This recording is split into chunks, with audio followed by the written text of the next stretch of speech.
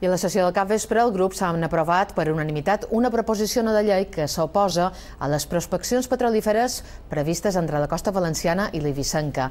La proposició ha estat presentada pel Partit Popular i insta el govern central a aturar un procés al qual va donar llum verda el mes de desembre. Els portaveus de la resta de grups s'han ironitzat amb el fet que el PP mantengui, en aquest cas, el mateix posicionament que els grups ecologistes. Doble llenguatge quan vostès avui es vesteixen d'ecologistes mentre fa uns mesos presentaven i aprovàvem la declaració d'interès general per a un camp de golf a Son Bosc, una zona de gran vàlua mediambiental. Aquesta iniciativa l'ha portat aquí el grup parlamentari popular.